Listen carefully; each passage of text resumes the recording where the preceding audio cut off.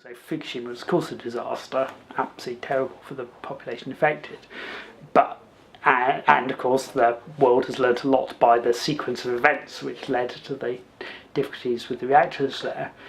But the world also needs to recognise that the reactors in Fukushima were 40 years old, and the technology of new reactors, those which will be built in the nuclear renaissance everybody keeps talking about, are significantly different from those. So a contemporary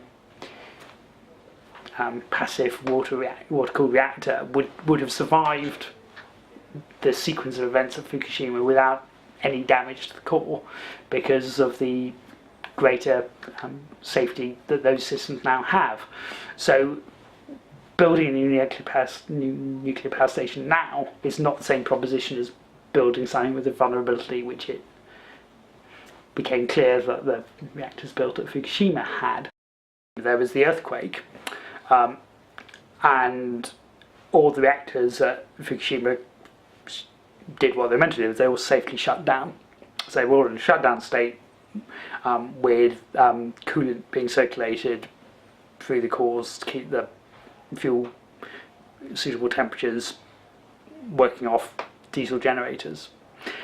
What then happened was the tsunami swept across the land and what essentially took out all the diesel generators. So at that point they had shut down reactors, but the design of the Fukushima reactors relied on working diesel generators running pumps to circulate the coolant, and if those pumps weren't running, then the fuel didn't stay adequately cooled. So the root of the problem was the coolant didn't remain circulating the core. The way water-cooled reactors are now designed is such that if the reactor is shut down, then the coolant circulates not because the pump is driving it, but using natural circulation. So just relying on the fact that heat into the water causes buoyancy effects. So if you design your coolant circuits correctly, those buoyancy effects by themselves are sufficient for circulation to continue. So you don't need anything off any pumps to be running to retain the necessary cooling in the cores. And so then your sort of worst case scenario in terms of having a core melt is not loss of your pumps, it's actually a breach of your coolant circuit, so your coolant leaks out rather than stopping moving. And of course that could still happen, but that's sort of, that's the kind of maximum credible accident which all reactors are designed to, and has never yet happened in any reactor. So you can plan that it will happen, but it is very hard to envisage how it will actually happen. That sort of situation. So therefore, certainly the sort of Fukushima scenario results in shut down reactors, but shut down safely, and once infrastructure is back to normal, you can just switch them back on and away you go, generating again. So the nuclear industry needs to educate the public to understand that technology's moved on a lot over 40 years, and a lot's been learnt, and every time there is an accident, then the next generation will be even safer because another vulnerability has been found. So public acceptance side, I think, is a soluble problem with communication, but it doesn't help to have kind of political knee-jerk reactions going on. So I'm intrigued to know how Germany are actually going to provide electricity for their population if they rule out nuclear and don't want climate change, and one hopes they're going to be rigorous about this and not import electricity from France, where it is of course nuclear generated by and large, as part of the solution. And I think they may come to realise that that was a mistake and have to reconsider their position.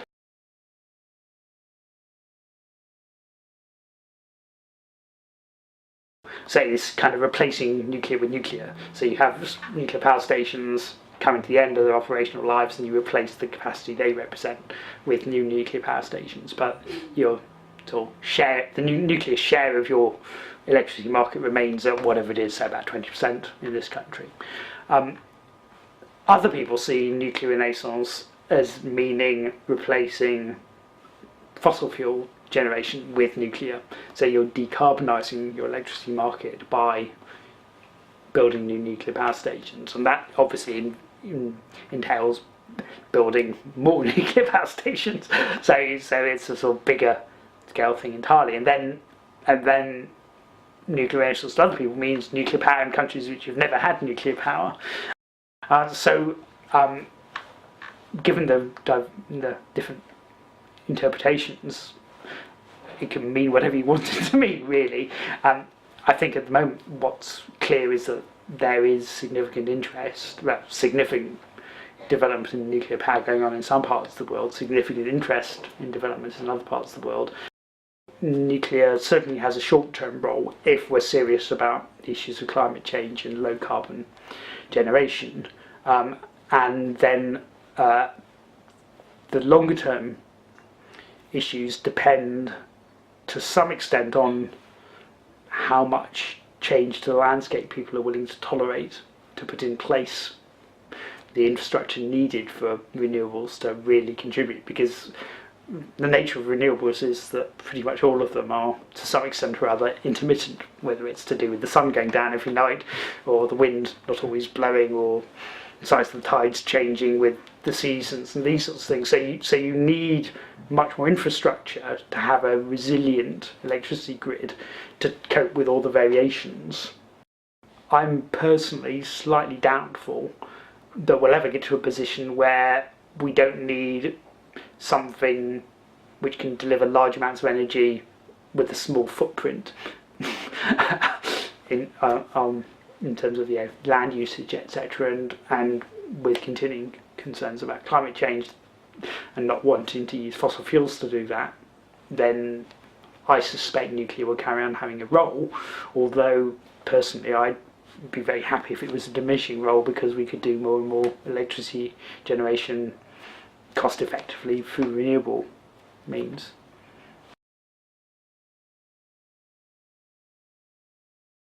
Okay, well, essentially there are two possible ways forward, as I see it with nuclear waste. You either take this long-term view and embrace the concept that you might actually be able to manage a lot of your long-lived nuclear waste by, rather than regarding it as a waste product, regarding it as a resource which can be used to power certain sorts of reactors in the future. So there's that potential long-term thinking approach, which needs a lot of commitment and significant research and then development and infrastructure to be created.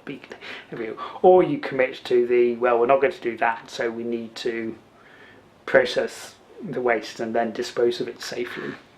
And my sense is that the technologies for safe disposal of nuclear waste exist, and the barrier is political decision making to decide on a site and go with it, with appropriate inducements to the local population if necessary, to get things moving. But it really is ultimately now a political issue, not a technical issue.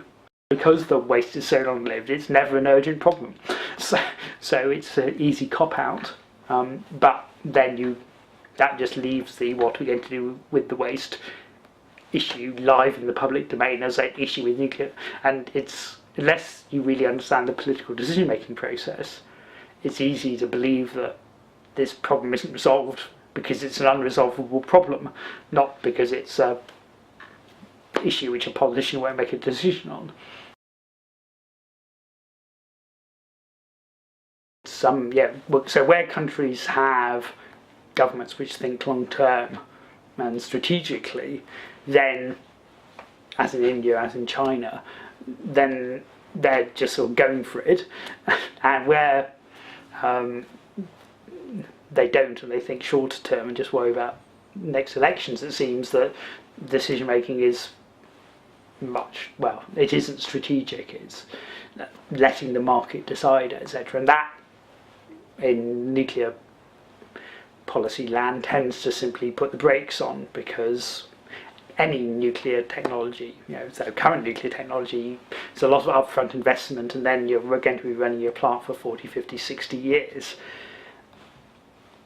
And to justify the upfront investment, you need to have some confidence about what the shape of the electricity market is going to be in 50 years' time.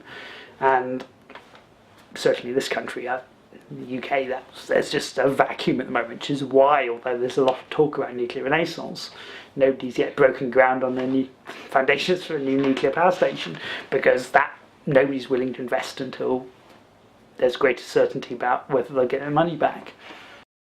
I think politicians need to be brave enough to recognise that I think a lot of the voting population are intelligent enough to take on board arguments about long-term sustainability, issues about climate change, all these sort of things which need, decision-making horizons which look over tens, hundreds of years rather than half a decade.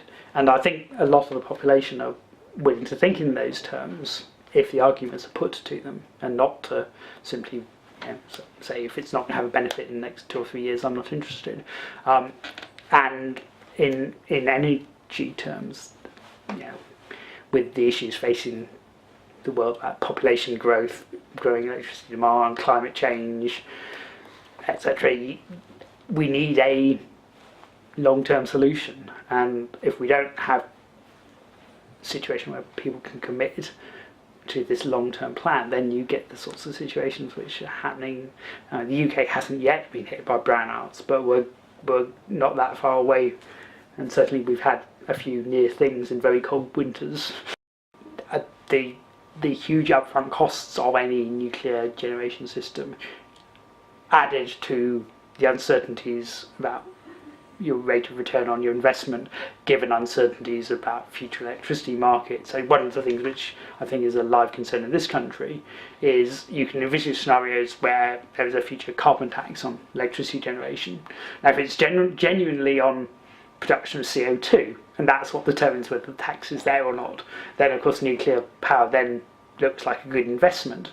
But there are concerns in this country that what will actually be is a renewables versus traditional generation technology, in which case nuclear power then gets this tax lumped onto it, even though it isn't producing CO2 in significant quantities. And if a nuclear generator has to bear an unknown additional tax because it's seen as being dirty technology by a very green-leaning government, then the investment suddenly looks terrible. A terrible idea. So it's those future uncertainties in a sort of market-regulated world which result in reluctance to invest.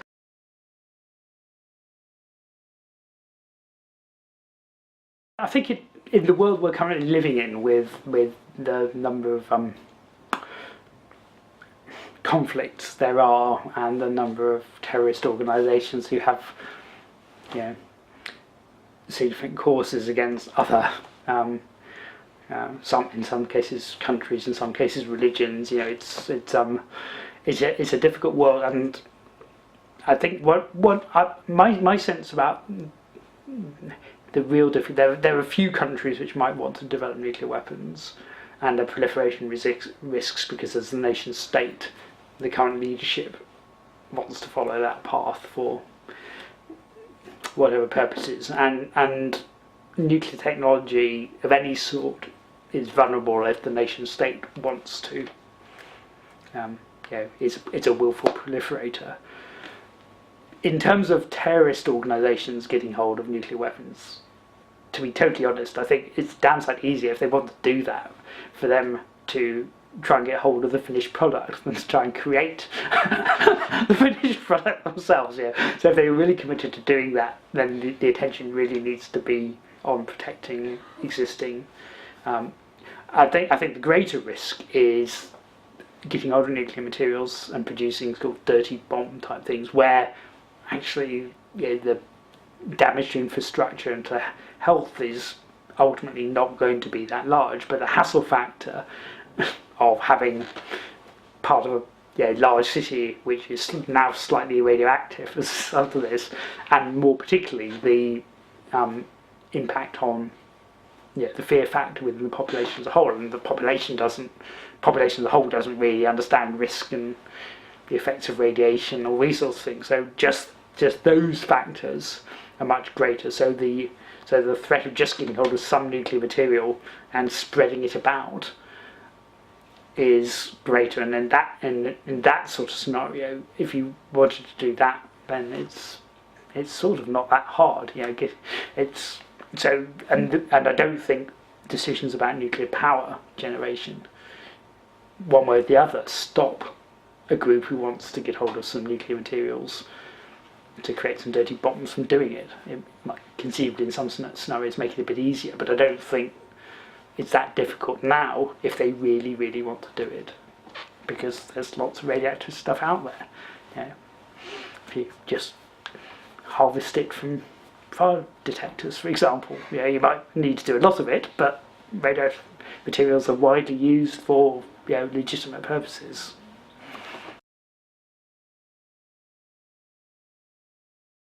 Thorium as a nuclear material is what's called fertile rather than fissile, so it will undergo fission with very high energy neutrons, but it's not readily fissionable. But if you get it to capture get a thorium-232 nucleus to capture a neutron, then 2 beta decays later you arrive at uranium-233, which is fissile, and you've therefore got a way of converting a very plentiful and not widely used natural resource into a potential source of energy. And because accelerator-driven systems naturally produce neutrons through the spallation process, you can use those plus neutrons created by fission to convert thorium into uranium-233, and then you're breeding nuclear material to run your reactor with as part of the process. And it naturally produces a way of converting thorium into uranium. And thorium is 3 to 4 times more abundant than uranium, and therefore represents a significant energy resource if you can exploit it. The process of creating uranium-233, by the means I've described, inevitably also produces uranium-232. And uranium-232 has an extremely nasty, in its daughter products, a particularly nasty gamma emitter emerges, and that makes the material very hard to handle unless you've got advanced remote handling technology or you're willing to die for the cause.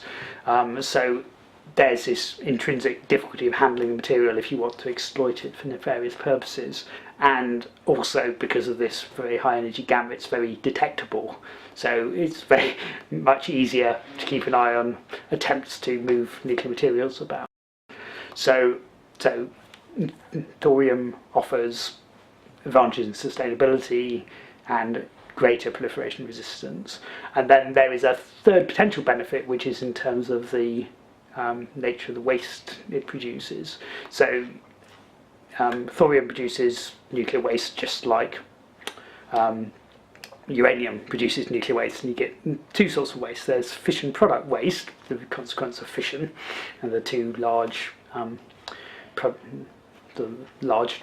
debris items which are produced in fission, and that's unavoidable in any fission process. And I don't think there's any strong evidence that the fission products from uranium-233 fission are any less nasty than the fission products from uranium-235 fission.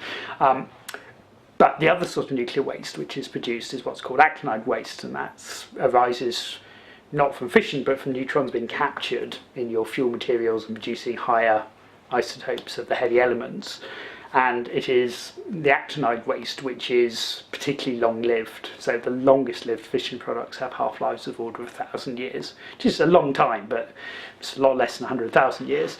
Whereas actinide waste, some of the isotopes have very long half-lives, and because your thorium fuel cycle is starting at thorium-232 rather than at uranium-235 or 238, you're starting with a lighter element, and therefore inevitably, just because of creating stuff by neutron capture, the stuff you produce, the actinides you produce, are on average lighter. And overall, the actinide waste you produce is much less radiotoxic than the waste you produce in a uranium reactor, as long as you envisage recycling it. So this is something which quite a lot of thorium advocates haven't quite got their heads around. Thorium really works if you envisage reprocessing, because the really nasty thing from a radiotoxicity point of view it produces is uranium-233, and uranium-233 is your fissile material which, if you reprocess, you can recycle it into react with nuclear fuel.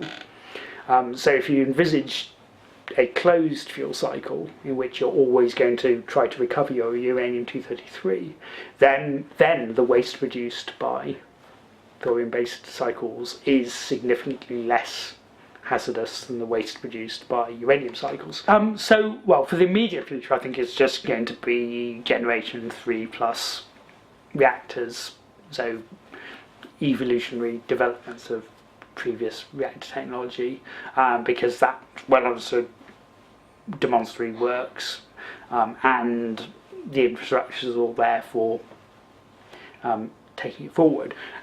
The generation after that, so generation 4, as people talk about, that's more interesting because there are still decisions to be made about which particular paths to follow.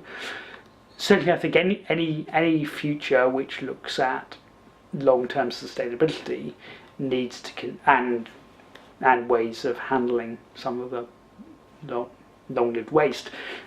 You need to have in play fast systems of some sort, whether they're fast breeder reactors, which are liquid metal cooled, or fast systems which are accelerator driven, or whatever. So there are, and essentially that ultimately what path is followed there depends on what solution you want to your waste. Do you want to put it in the ground, or do you want to burn the long-lived waste in reactors?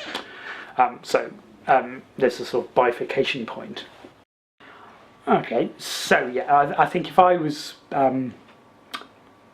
speculating, my most likely scenario is that there'll be significantly more generation than there is now. I think in the developed world, so US, UK, France, Canada, etc., we'll probably still be using uranium. Yes, I think, I don't think there's enough, despite my interest in thorium, etc. I don't think a political decision will be made to switch, but I think India, China, etc. will be. There'll be other parts of the world which are basing their fuel cycles around thorium rather than uranium. So there'll be a sort of partition with the sort of new nuclear world having a significant stake in thorium, and the old nuclear world still happily using uranium because they see no reason to change yet. My name is Geoff Parks. I'm a senior lecturer in nuclear engineering here in the Department of Engineering at the University of Cambridge.